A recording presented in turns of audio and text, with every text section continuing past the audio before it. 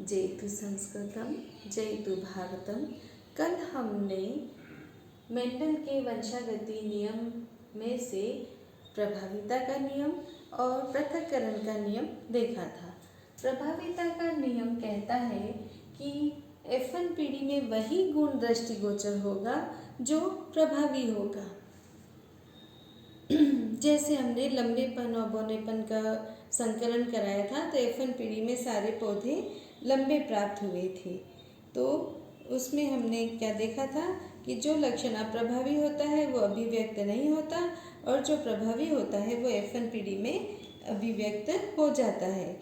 यानी जब एक लक्षण के लिए विपर्यासी समयुग्मजी पौधों में संकरण कराया जाता है तो वो लक्षण F1 पीढ़ी में अपनी अभिव्यक्ति दर्शाता है, उसे हम प्रभावी कहते हैं, और जो F1 पीढ़ी में अभिव्यक्ति नहीं दिखाता उसे अप्रभावी कहते हैं। दूसरा जो नियम हमने देखा था पृथक्करण का नियम या युग्मकों की शुद्धता का नियम या विसंयोजन का नियम। ये दोनों नियम एक संकर प्रयोगों के परिणामों पर आधारित है। और पृथक्करण का नियम क्या कहता है कि F1 पीढ़ी के जो संकर पौधे हैं या विषम युग्मजी जो हैं उनसे जब युग्मक बनते हैं तो दोनों युग्म विकल्पी एक दूसरे से पृथक हो जाते हैं और अलग अलग युग्मकों से संयोग करते हैं, उसे हम कहते हैं पृथक्करण का नियम, है ना। तो हमने क्या किया था, पृथक्करण के नियम के लिए F1 पीढ़ी से प्राप्त पौधों में संकरण कराया था और फिर हमने देखा था कि हमें 3 पौधे लंबे और 1 पौधा बोना प्राप्त हुआ था और उसे लक्षण प्रारूप अनुपात कहते हैं 3:1। और यदि हम उसकी जीनी संरचना देखें तो हमें 1 पौधा शुद्ध लंबा, 2 पौधे संकर लंबे और 1 पौधा शुद्ध बोना प्राप्त हुआ था, उसे हम कहते हैं 1:2:1। तो ये दोनों नियम हमने देखे थे। अब हम देखेंगे कि यदि F1 पीढ़ी के जो पौधे हैं विषम युग्मजी T और T, उसका संकरण अगर हम दोनों जनक में से किसी एक जनक से कराएं तो वो संकरण कहलाता है संकर पूर्वज संकरण या बैकक्रॉस। F1 पीढ़ी से प्राप्त पौधे बड़ा T और छोटा T, है ना, यही प्राप्त हुए थे हमें। इनका हम किसी एक जनक पौधे से संकरण कराएं तो वो कहलाता है संकर पूर्वज संकरण या बैकक्रॉस। ये 2 तरह से होगा, एक कहलाता है बाह्य संकरण या आउटक्रॉस और दूसरा कहलाता है परीक्षण संकरण या टेस्ट क्रॉस। बाह्य संकरण यानी कि F1 पीढ़ी से प्राप्त पौधों का प्रभावी जनक कौन सा है, बड़ा टी शुद्ध लंबा, उससे संकरण कराना। और परीक्षण संकरण क्या होगा, अप्रभावी जनक से संकरण कराना, किसका, F1 पीढ़ी से प्राप्त पौधों का।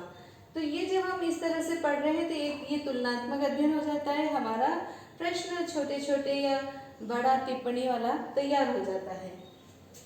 बैकक्रॉस परिभाषा आपको क्लियर है, F1 पीढ़ी से प्राप्त पौधों का किसी एक जनक पौधे से संकरण कराने को संकर पूर्वज संकरण या बैकक्रॉस कहते हैं।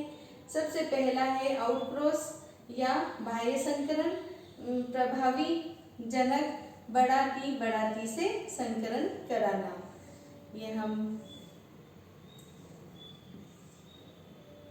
एक तरफ एक लिखेंगे और दूसरी तरफ ये नर और मादा जनक, ये मैंने यहाँ लिया बड़ा टी छोटा टी, दूसरा ये है बड़ा टी, ये मैंने लिया यहाँ पे बड़ा टी, है ना। ये एक तरफ का जनक, ये दूसरी तरफ का जनक। जब हम इसमें क्रॉस कराएंगे तो क्या होगा, ये और ये यानी बड़ा टी और बड़ा टी, ये और ये बड़ा टी और छोटा टी। जिस खंड में हम जा रहे हैं उस खंड में हमें क्रॉस कराना है, ये बड़ा टी और इधर से बड़ा टी, वापस ये बड़ा टी और इधर से छोटा टी। क्या देखा हमने, बड़ा टी, जहाँ पे भी बड़ा टी उपस्थित है तो वो पौधा क्या हुआ, लंबा, क्योंकि प्रभावी गुण ही दृष्टिगोचर होता है। इसमें भी लंबा है बड़ा टी तो ये पौधा भी लंबा, ये भी यहाँ पे भी बड़ा टी है, ये पौधा भी लंबा, और यहाँ पे भी बड़ा टी है तो ये पौधा भी लंबा। जब लक्षण प्रारूप देखते हैं तो हमें क्या दिखता है, 100% पौधे लंबे, सारे ही पौधे लंबे प्राप्त हुए। लेकिन अगर हम जीन प्रारूप देखते हैं, ये क्या है, लक्षण प्रारूप। यदि हम जीन प्रारूप देखेंगे तो क्या दिखेगा बताइए, शुद्ध लंबा, बढ़ाती बढ़ाती एक ही है, एक अनुपात 2, संकर नहीं, शुद्ध लंबे 2 हैं, ये शुद्ध लंबा और ये शुद्ध लंबा, तो ये 2 शुद्ध लंबे हुए। फिर ये दोनों भी विषम युग्मजी लंबे, 2:2, यानी कि 1:1। क्लियर, 2 समयुग्मजी लंबे और 2 विषम युग्मजी लंबे, ये समयुग्मजी और ये विषम युग्मजी। ये क्या है, इसका जीन प्रारूप है। तो जीन प्रारूप अनुपात हमें क्या मिलता है, 1:1 समयुग्मजी।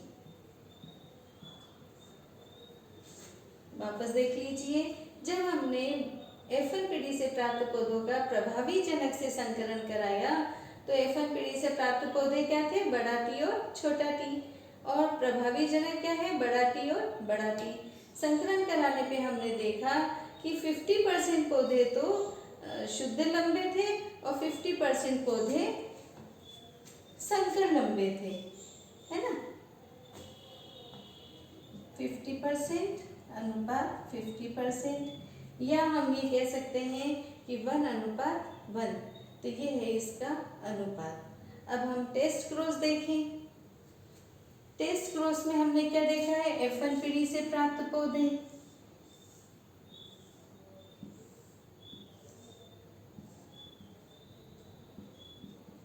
जनक ले लीजिए, ये मैंने लिया F1 पीढ़ी से प्राप्त पौधे का युग्मक, बड़ा टी और छोटा टी।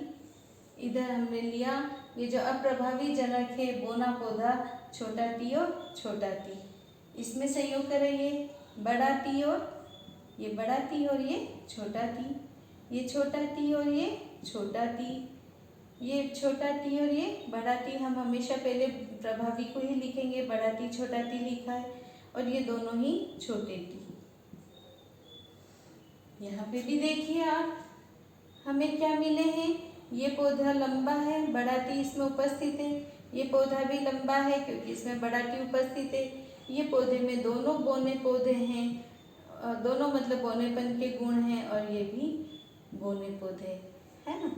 तो लंबा और बोना, यहाँ पे क्या हुआ, 50% पौधे लंबे थे और 50% पौधे बोने, लंबे और बोने, यानी कि 1:1, लंबे और बोने। ये तो क्या हुआ, लक्षण प्रारूप, दिखने में पौधे ऐसे हैं, और जीन प्रारूप देखेंगे तो भी वही दिखेगा, विषम युग्मजी और समयुग्मजी, यानी कि ये हो गया विषम युग्मजी और ये हो गया समयुग्मजी। समयुग्मजी कौन है, बोना पौधा है, और विषम युग्मजी कौन है, लंबे पौधे हैं। ओके, तो ये है आउट क्रॉस और टेस्ट क्रॉस। इसे डिफाइन करने में मुझे नहीं लगता कि आपको कोई परेशानी होगी।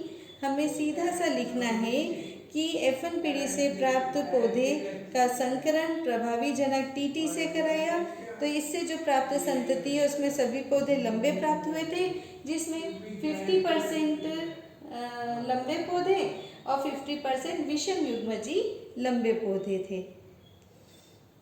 परीक्षण संकरण देखें तो F1 पीढ़ी के संकरण अप्रभावी जनक के साथ कराया तो उसे परीक्षण संकरण कहते हैं, और इस संकरण से प्राप्त संतति में लक्षण प्रारूप और जीन प्रारूप समान है, यानी कि 1:1। लक्षण प्रारूप भी वही है, 50% बड़ा टी विषम युग्मजी लंबे और 50% समयुग्मजी, है ना। तो ये तो है 1:1 जीन प्रारूप, और वो भी है 1:1 लक्षण प्रारूप, यानी इसमें दोनों ही अनुपात समान है। अब आता है स्वतंत्र अपव्यूहन का नियम। स्वतंत्र अपव्यूहन का नियम द्विसंकर संकरण के प्रयोगों पर आधारित है और इसमें विभिन्न लक्षणों की स्वतंत्र वंशागति होती है। विभिन्न लक्षणों की स्वतंत्र वंशागति। परिभाषा अगर हम इसकी लिखने जाएंगे तो क्या होगा, दो या दो से अधिक विपर्यासी लक्षण युक्त पौधों में संकरण कराने पर एक लक्षण की वंशागति का दूसरे लक्षण की वंशागति पर कोई प्रभाव नहीं होता है, यानी विभिन्न लक्षणों के युग्म विकल्पी एक दूसरे के प्रति स्वतंत्र रूप से अपव्यूहन करते हैं। जैसे मैंने यहाँ दो लक्षण क्या लिए हैं, मेंडल ने प्रयोग में पीले और गोल बीज दो लक्षण, और इसका विपर्यासी था हरा और झुर्रीदार बीज। जब इसके हम युग्मक बनाएंगे तो युग्मक क्या बनेगा, पीला का Y और गोल का R, YR, और इसका स्मॉल y स्मॉल r हरा और झुर्रीदार। दोनों विपर्यासी लक्षण है, पीला गोल और हरा झुर्रीदार। जब इसमें हमने संकरण कराया तो क्या बना, Y Y R R। जैसे इधर बड़ा T छोटा T बना था F1 पीढ़ी में, उसमें दोनों गुण मौजूद थे, इसमें भी दोनों गुण मौजूद हैं, ये और ये। लेकिन जो प्रभावी लक्षण है वो नजर आता है, यानी कि F1 पीढ़ी में जो पौधे हमें प्राप्त हुए थे वो क्या प्राप्त हुए थे, पीले और गोल। दोनों गुण मौजूद थे लेकिन प्रभावी गुण F1 पीढ़ी में दिखता है, तो पीला और गोल हमें पौधे प्राप्त हुए। अब F1 पीढ़ी से प्राप्त पौधों में जब हम वापस स्वपरागण कराते हैं या संकरण कराते हैं तो इसके युग्मक कैसे बनेंगे वो देखिए। ये एक जनक है, दूसरा जनक हम इधर देखेंगे, दोनों के युग्मक एक जैसे ही बनेंगे। युग्मक ऐसे बनेंगे, बड़ा Y और बड़ा R, यानी कि पीला और गोल। एक युग्मक तो ये बना। दूसरा क्या बनेगा, बड़ा Y के साथ में छोटा r। सारे जो लक्षण है वो दूसरे लक्षण की वंशागति पर कोई प्रभाव नहीं डालते, वो एक दूसरे के प्रति स्वतंत्र रूप से अपव्यूहन करते हैं। पीले के साथ गोल ही रहे ये जरूरी नहीं है, पीले के साथ में झुर्रीदार भी आ सकता है। तो यहाँ पे ये पीला गोल और ये बड़ा Y का पीला और R किसका है, झुर्रीदार। बड़ा Y बड़ा R, बड़ा Y छोटा R। अब तीसरा क्या बनेगा, ये तो हो गया बड़ा Y बड़ा R, बड़ा Y छोटा R। अब हम बीच के दोनों को ले लेते हैं, छोटा Y बड़ा R। छोटा Y किसका होता है, हरा, और बड़ा R किसका होता है, गोल। तो हरा और गोल। और फिर बचा चौथा, छोटा Y और छोटा R, यानी कि हरा और झुर्रीदार। इस तरह से युग्मक बनेंगे, बड़ा Y बड़ा R, बड़ा Y छोटा R, छोटा Y बड़ा R, छोटा Y छोटा R। रटना नहीं है, सीधा सामने जो दिख रहा है वही हमने लिखा है। परिभाषा यही थी स्वतंत्र अपव्यूहन के नियम की कि दो या दो से अधिक विपर्यासी लक्षण युक्त पौधों में संकरण कराया तो एक लक्षण की वंशागति का दूसरे लक्षण की वंशागति पर कोई प्रभाव नहीं होता, ये एक दूसरे के प्रति स्वतंत्र रूप से अपव्यूहन करते हैं। तो वो यहाँ क्लियर दिख रहा है। पहली पीढ़ी में पीले और गोल पौधे प्राप्त हुए थे, पीला और गोल आकृति वाले। अब जब इसमें हमने संकरण कराया था तो पीले के साथ गोल भी हो सकता है, पीले के साथ झुर्रीदार भी हो सकता है, हरे के साथ गोल भी हो सकता है, हरे के साथ झुर्रीदार भी हो सकता है। तो F1 पीढ़ी से प्राप्त पौधों में जब हम संकरण कराते हैं तो इसका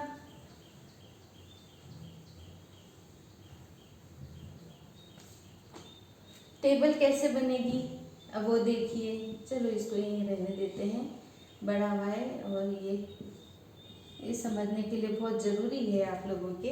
बड़ा Y बड़ा R, छोटा Y छोटा R, है ना। और इसके युग्मक जो बने थे वो क्या बने थे, बड़ा Y बड़ा R, बड़ा Y छोटा R, छोटा Y बड़ा R और छोटा Y छोटा R। ये एक जनक के युग्मक हैं, दूसरी तरफ के जनक के युग्मक भी इसी तरह से बनेंगे। बड़ा वाई बड़ा आर, बड़ा वाई छोटा आर, छोटा वाई बड़ा आर और छोटा वाई छोटा आर। और इनमें जब हम इस तरह से संयोग कराएंगे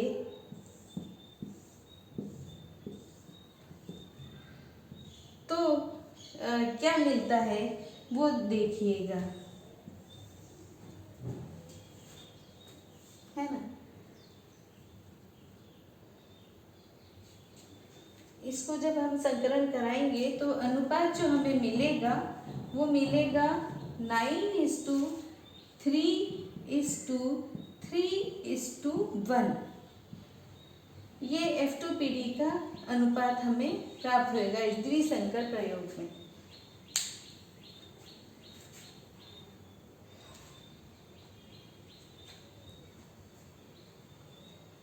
जहाँ तक मैं समझती हूँ इसके लिए हमें अलग से वापस एक बार देखना चाहिए कि स्वतंत्र अपव्यवन का नियम किसे कहते हैं। तो ये हम कल के वीडियो में देखेंगे। आज एक बार इतना ही देख लीजिए कि बैक्रोस यानी F1PD से प्राप्त पौधों का जनक पौधे से संकरण, फिर ये बाह्य और परीक्षण। बाह्य संकरण में लक्षण प्रारूप तो 100% लंबे और जीन प्रारूप 1:1 समयुग्मजी और विषम युग्मजी। और टेस्ट क्रॉस में अप्रभावी जनक से संकरण अनुपात जो प्राप्त हुआ था लक्षण प्रारूप और जीन प्रारूप दोनों ही 1